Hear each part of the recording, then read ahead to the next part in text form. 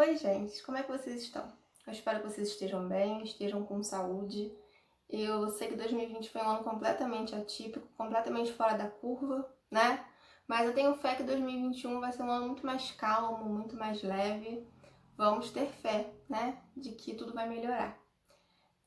Eu vim aqui hoje resolver com vocês a lista de exercícios referentes ao plano de estudos da atividade avaliativa final de História.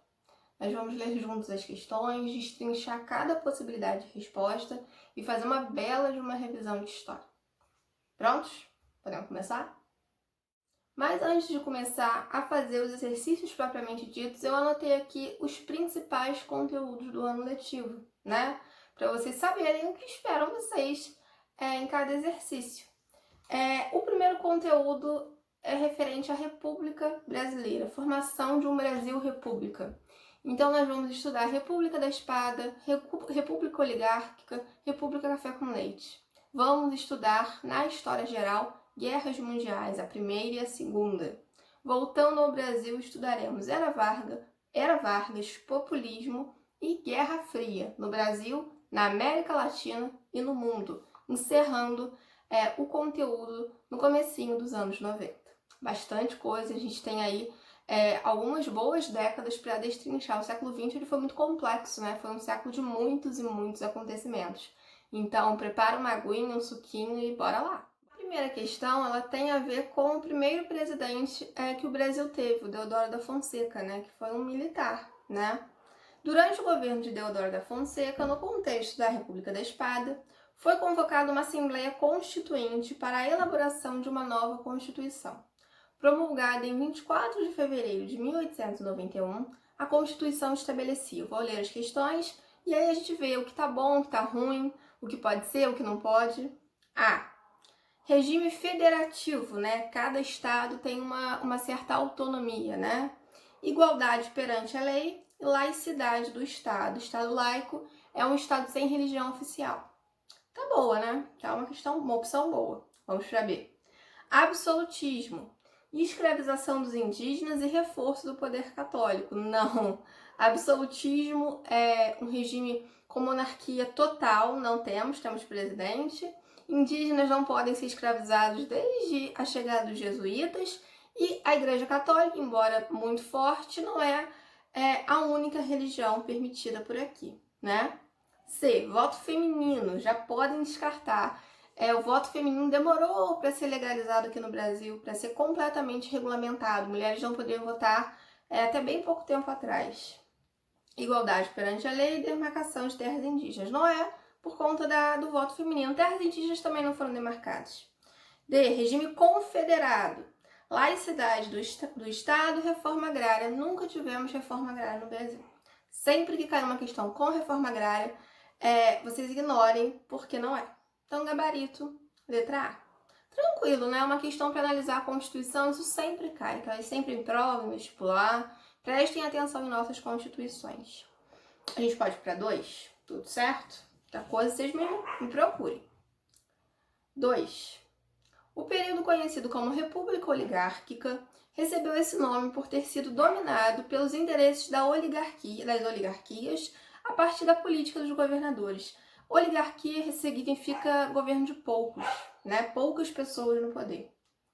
Esse sistema também recebeu o nome de política do café com leite devido a aspectos específicos dos estados que comandavam ali o cenário político brasileiro. Assinale a alternativa que indica os estados que comandaram, né, esse período. A gente tem vários estados, né? Rio, Bahia, São Paulo e Minas, São Paulo e Pernambuco, Bahia e Rio Grande do Sul. Durante a República Oligárquica, o Sudeste dominou totalmente, né? E a única opção que tem 2 estados do Sudeste é a B, né? Minas e São Paulo, principalmente São Paulo. São Paulo explodiu nesse período, né? E até hoje, né? O principal estado do nosso país no sentido econômico, né? De buenas? Até agora? 3? Preparados? A Primeira Guerra Mundial marcou o fim da Belle Époque, e entre os principais fatores do conflito estão as disputas imperialistas, o movimento nacionalista, a formação de uma política de alianças e a corrida armamentista. A respeito da política de alianças, assinale a alternativa que indica corretamente os blocos existentes no conflito e os países que o integravam, né? Essa questão ela pode parecer difícil, mas ela é boa quando a gente faz por eliminação. Tem países aqui que nunca participaram de guerra mundial, não diretamente, até enviaram soldados, mas não diretamente. Vamos começar de trás para frente. Angola nunca participou de guerra mundial. Espanha e Portugal também não. Pode até, né, confundir por conta, né, do papel de Espanha e Portugal durante a Idade Moderna, mas Angola jamais. Então não tem como ser a letra D, né? C e B. Romênia jamais participou de guerra mundial, gente. São países menores, países que têm outros problemas, né? Novamente, Portugal e Espanha também não, mas, né, caso confunda, Angola e Romênia, vocês descartem. Então, o gabarito só pode ser a letra A, né? Tríplice Aliança, Alemanha, Áustria-Hungria e Itália, que sai da guerra em 1915, né? E a Tríplice Entente, né? Que é a Rússia, a França e Grã-Bretanha, né? Esse é o nosso cenário de Primeira Guerra Mundial, né? O que temos. Eu sei que é uma questão um pouco mais de decoreba, né? Você tem que decorar onde estava cada grupo, mas é legal quando você elimina países que com certeza não participaram de guerra mundial. Tá bem? Podemos ir para 4? Vamos para a questão 4, né? O campo de batalha é terrível. Há um cheiro azedo, pesado e penetrante de cadáveres. Homens que foram mortos no último outubro estão meio afundados no pântano. Ninguém se importa com o inglês pálido que apodrece alguns passos adiante. Num determinado momento, eu vi 22 cavalos mortos, ainda com arreios. É pesado, né? O relato acima foi feito por Rudolf Binding, escritor alemão que participou da Primeira Guerra. A partir das informações apresentadas acima e de seus conhecimentos, assinale a alternativa que apresenta características das guerras de trincheiras. As trincheiras eram grandes corredores em que os soldados ficavam semanas, meses ali presos, batalhando já contra a trincheira inimiga, né? Era um corredor contra o outro ali, paralelo, né? Eles não saíam muito dali, não se movimentavam muito. A trincheira aos poucos ficava bastante insalubre, bastante suja, muitas doenças, a situação ia se complicando, sabe? Então é isso, né? Guerra de trincheiras é basicamente essa. Vamos ver aqui as questões para ver se tá fácil ou se tá difícil. Guerra estática, pois avançar contra o inimigo era difícil, principalmente pelas tecnologias usadas. Tá boa, né? Guerra movimentada, o avanço contra o inimigo era facilitado pela baixa tecnologia. Não era movimentada, né, gente? Eles ficavam presos aí naqueles corredores, né? Guerra estática, apesar de o avanço ser fácil. As tropas ficavam entrincheiradas esperando o inimigo desistir. Esperava-se o inimigo desistir, mas não era fácil, era difícil. Guerra relâmpago, os combates tinham curta duração e geralmente surpreendiam o inimigo. Uma característica importante é o baixo desenvolvimento tecnológico. Não era relâmpago, as guerras relâmpagos foram na Segunda Guerra Mundial, empreendidas pelo Hitler. Então, o gabarito da questão 4 é a letra A. Não tá difícil, tá? Falem comigo aí. Queria poder ter vocês me respondendo. Podemos ir para 5? O ano de 1919 foi importante para os países envolvidos na Primeira Guerra Mundial. Além do Tratado de Versalhes, que, entre outros aspectos, estabeleceu que a Alemanha era a culpada, obrigando o país a ceder territórios e pagar uma indenização aos aliados, foi criada uma entidade com a função de evitar um novo conflito. Qual nome recebeu essa organização?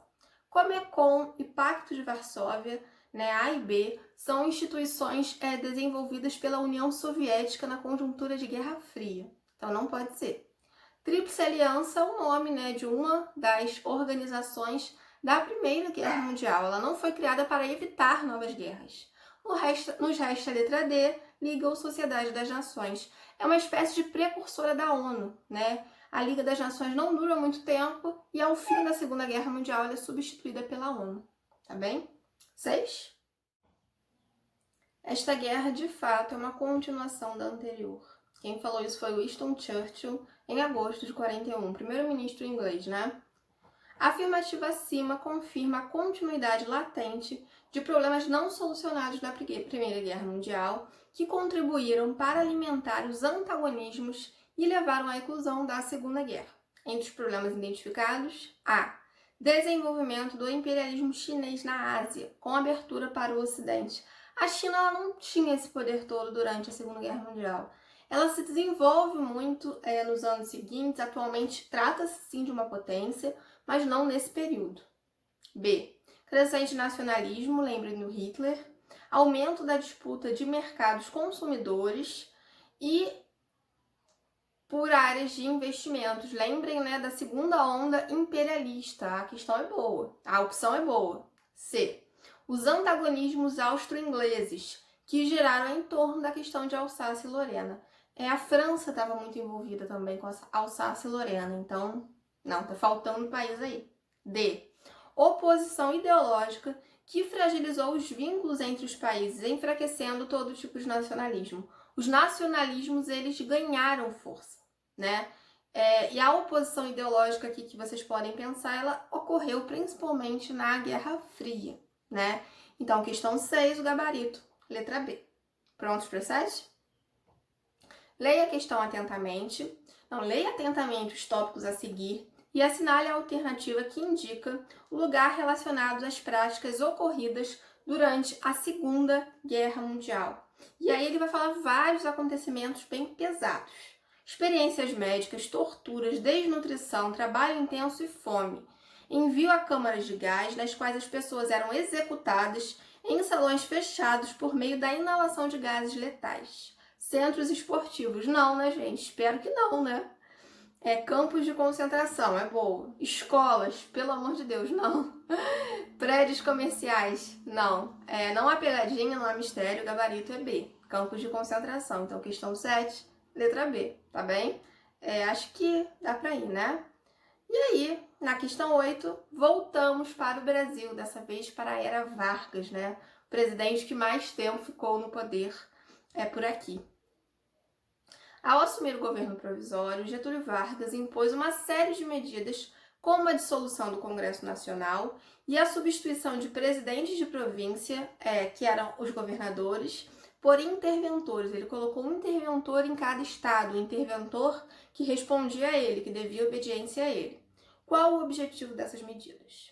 Descentralizar o poder. Se ele quisesse descentralizar o poder, ele não colocaria interventores em cada canto, né? Ele deixaria a oposição fazer o papel dela de se opor, né? Defender os interesses do operariado. Aqui não. O Vargas, ele é até famoso pelas suas leis trabalhistas, mas aqui não é o caso. Defender os interesses dos camponeses. Também não é o caso aqui, né? Ele até é a favor de leis para os trabalhadores mais humildes, mas aqui não. Ele queria mesmo centralizar o poder, manter ali concentradinho nele, garantir que ele estava vigiando tudo, ele estava de olho em tudo. Tá bem? Prontos para 9? Então, estamos na metade. 9. Em 9 de julho de 1932, teve início um movimento violento chamado de Revolução Constitucionalista. Qual era a principal reivindicação do movimento? A. O restabelecimento da monarquia como sistema de governo. Os constitucionalistas, eles não eram monárquicos, eles eram republicanos, então tá errado. B. O reestabelecimento do catolicismo como religião oficial. Eles eram laicos, então para eles tanto fazia se era católico, se você era evangélico, enfim, não. C. O fim do federalismo, muito pelo contrário. Eles queriam mais autonomia para São Paulo mesmo, eles queriam que o Vargas parasse de intervir tanto em estados, né? Então nos resta a letra D. A elaboração de uma nova Constituição, tá certinha. O Vargas, ele quando assume o poder em 1930, ele não cria uma nova Constituição, né? Não cria uma nova Constituição para substituir a Constituição da política do café com leite, né? Para a política oligárquica. Ele diz que ele está governando inicialmente de forma temporária, provisória.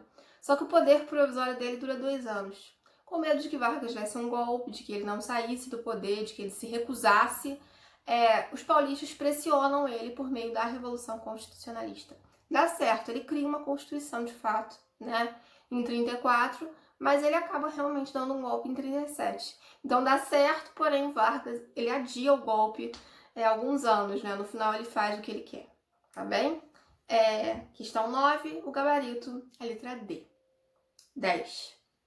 Ainda sobre Vargas. Getúlio Vargas decretou em 1943 a consolidação das leis de trabalho, que é conhecido até hoje como CLT, né? carteira de trabalho, férias, 13º, cujo objetivo era unificar a legislação existente sobre as relações de trabalho no Brasil. Em relação aos sindicatos, Vargas colocou-os sob o controle do Estado, organizando-os de acordo com categorias profissionais. Essas duas ações, a criação da CLT e a submissão dos sindicatos indicam, Prestem atenção, ele cria uma série de leis trabalhistas, porém ele submete os sindicatos às ordens dele. O que isso significa? O completo descaso de Vargas com a política. Não, Ele criou as leis trabalhistas. Não é um descaso completo. A importância da religião no Estado Novo. A gente não está falando de religião aqui em momento algum, C. A regulamentação das relações de trabalho associadas ao autoritarismo do Estado Novo. Era um governo autoritário que criou leis trabalhistas. Você tá ótima. Deu o fim do federalismo, não. Ele não chegou a acabar com o federalismo, não é o caso. Então, 10C, Certinha, perfeita, super bem feita a questão. Vamos de 11? Buscando incentivar a industrialização no Brasil, em 52 foi criado o Banco Nacional de Desenvolvimento Econômico, BNDE, Essa instituição oferecia créditos para o desenvolvimento de novos projetos empresariais, públicos e privados, como a construção de estatais elétricas. Em qual governo foi criado? Pode confundir super, Porque foi criado no governo do Vargas. E aí você pode falar, nossa, professora, mas em 52 ele ainda estava no poder?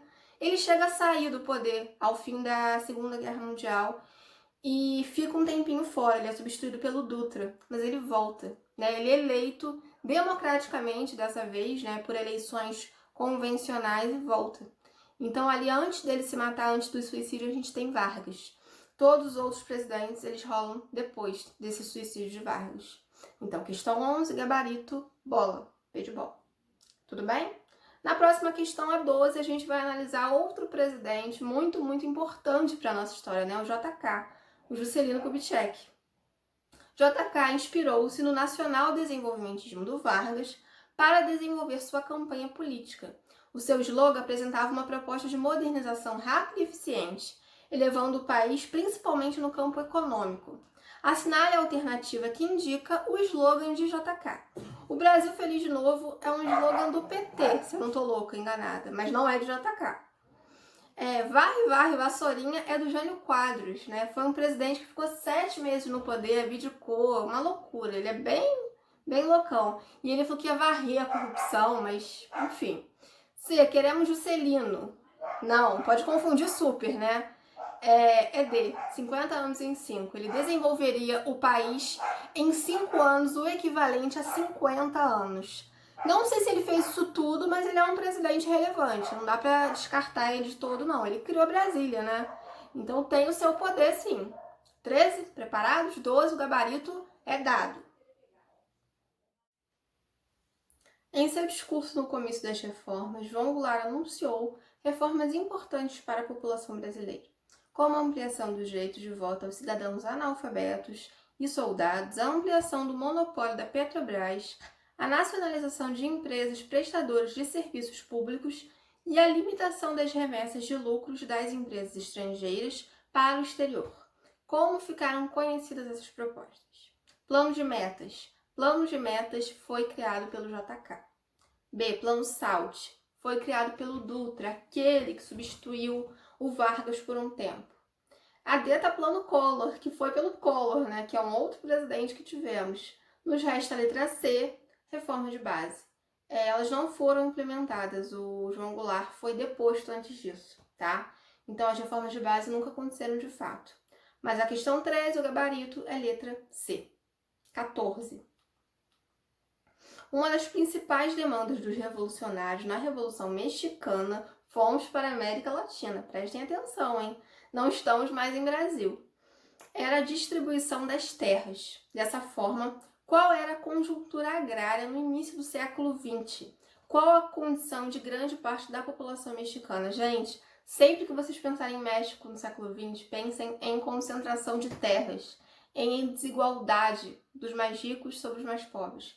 Se vocês decorarem essas duas questões, esses dois tópicos, se vocês entenderem que o México é uma região em que as terras são muito, muito concentradas, meio caminho vai estar andado. Vocês já vão acertar um monte de questão sobre o México que eventualmente vira cair aí para vocês acertarem. Vamos dar uma olhada para ver se minha dica ajuda?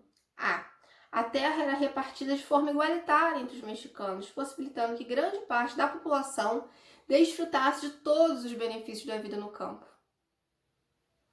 Grande parte das terras integrava os latifúndios, grandes propriedades, transformando indígenas e camponeses em mão de obra barata aos grandes latifundiários das empresas mineradoras.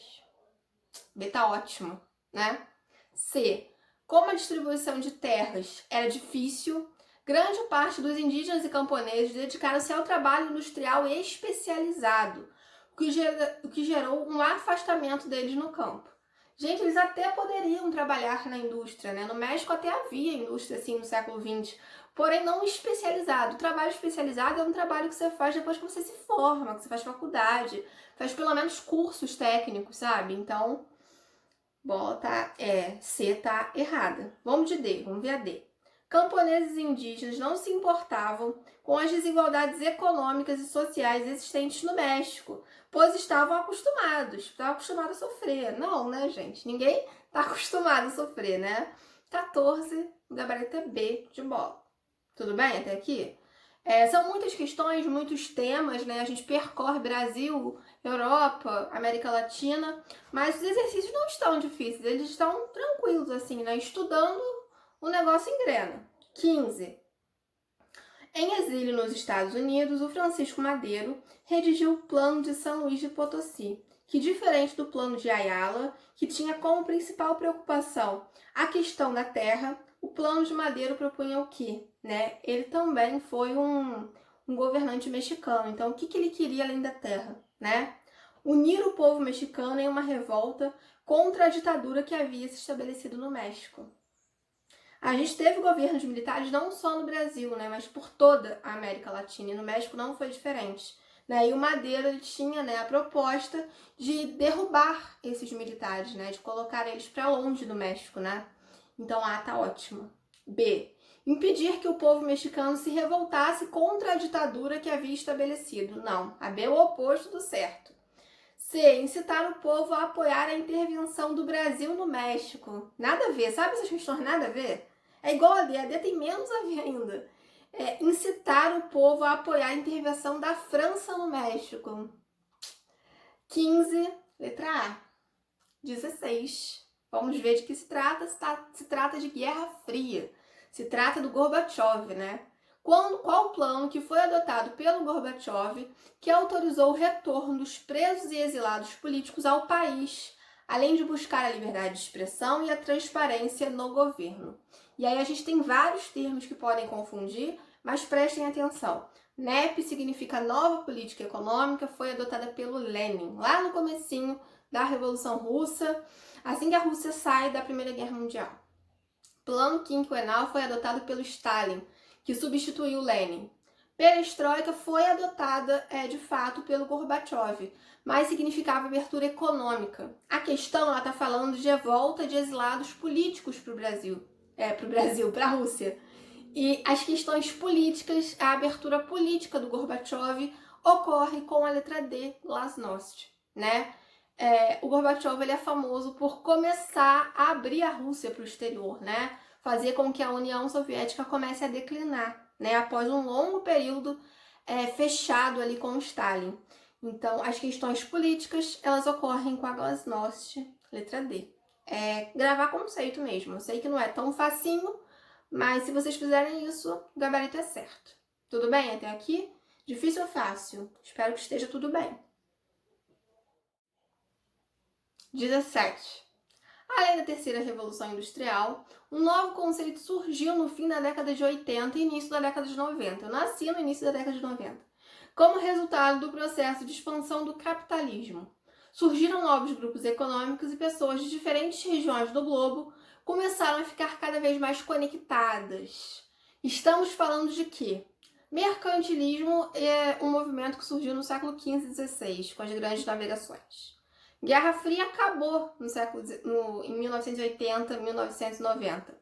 Iluminismo, século 18, 19, nos resta de globalização, né? Esse fenômeno de estarmos todos conectados, mesmo em quarentena, mesmo trancados em casa, por conta de internet, meios de comunicação, meios de transporte, avião, né? É a única que encaixa na temporalidade e nos fatos descritos.